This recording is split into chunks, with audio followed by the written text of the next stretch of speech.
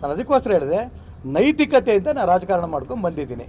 ಅವರಿಗೆ ಕಾಂಗ್ರೆಸ್ನವರಿಗೆ ಏನು ನೈತಿಕತೆ ಇದೆ ಇಲ್ಲ. ಪ್ರಿಯಾಂಕಾ ಖರ್ಗೆಗೆ ನೈತಿಕತೆ ಇದ್ದರೆ ರಾಜೀನಾಮೆ ನೀಡಲಿ. ಕೆಎಸ್ ಈಶ್ವರಪ್ಪ. ಗುತ್ತಿಗೆದಾರ ಸಚಿನ ಆತ್ಮಹತ್ಯೆ ಪ್ರಕರಣದ ಡೆತ್ ನೋಟ್ನಲ್ಲಿ ಸಚಿವ ಪ್ರಿಯಾಂಕಾ ಖರ್ಗೆ ಹೆಸರು ಇದೆ. ಅವರಿಗೆ ನೈತಿಕತೆ ಇದ್ದರೆ ಕೂಡಲೇ ರಾಜೀನಾಮೆ ನೀಡಬೇಕು ಎಂದು ಮಾಜಿ ಉಪಮುಖ್ಯಮಂತ್ರಿ ಕೆಎಸ್ ಈಶ್ವರಪ್ಪ ಹೇಳಿದರು.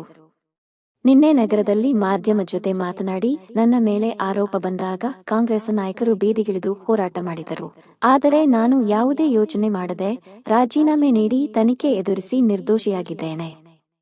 ಅದೇ ರೀತಿ ಪ್ರಿಯಾಂಕಾ ಖರ್ಗೆ ರಾಜೀನಾಮೆ ನೀಡಿ ತನಿಖೆ ಎದುರಿಸಲಿ ಎಂದರು. ರಫೀಕ್ ಮುಲ್ಲಾ, ಸನಾ ಸುದ್ದಿ ವಾಹಿನಿ, ವಿಜಯಪುರ.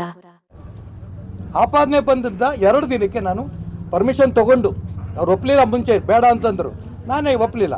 ಯಾಕೆಂದರೆ ನಾನೇ KJ ಜಾರ್ಜ್ ಅವ್ರ ಮೇಲೆ ಆಪಾದನೆ ಬಂದಾಗ ನೀವು ರಾಜೀನಾಮೆ ಕೊಡಿ, ತನಿಖೆ ಮಾಡಿ, ತನಿಖೆ ನೀನು ನಿರ್ದೋಷಿಯಾಗಿ ಬನ್ನಿ, ಮತ್ತೆ ಮಂತ್ರಿಯಾಗಿ ನಾನೇ ಹೋರಾಟ ಮಾಡಿದನು.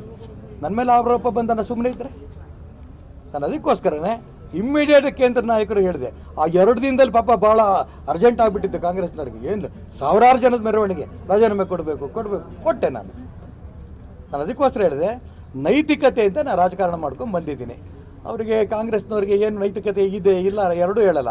ಯಾಕೆಂದರೆ ಅವ್ರು ಹೇಳ್ತಾ ಇದ್ದಾರೆ, ಖರ್ಗೆ ಹೆಸರು, ಪ್ರಿಯಾಂಕಾ ಖರ್ಗೆ ಹೆಸರು ಅವರು ಡೆತ್ ನೋಟಲ್ಲಿ ಬರೆದಿದ್ದಾರೆ ಅಂತ BJಪಿಯವರು ಹೇಳ್ತಿದ್ದಾರೆ. ಪ್ರಿಯಾಂಕಾ ಖರ್ಗೆ ಹೆಸರು ಡೆತ್ ನೋಟಲ್ಲಿ ಇಲ್ಲ ಅಂತ ಕಾಂಗ್ರೆಸ್ನವ್ರು ಹೇಳ್ತಾರೆ. ನಾನು ಎರಡರ ಬಗ್ಗೆನೂ ಹೇಳಲ್ಲ. ಅದಕ್ಕೋಸ್ಕರ ನಾನು ಹೇಳ್ತಿರೋದು, ಇಲ್ಲಿ ನೈತಿಕತೆ ಪ್ರಶ್ನೆ. ಭಗವಂತ ಇದ್ದಾನೆ, ಇವನ್ನೆಲ್ಲ ಭಗವಂತ ಅಂತ ಯಾಕೆ ಕರಿತೀವಿ ನಾವು ಸಾಧು ಸಂತರಿಗೆ?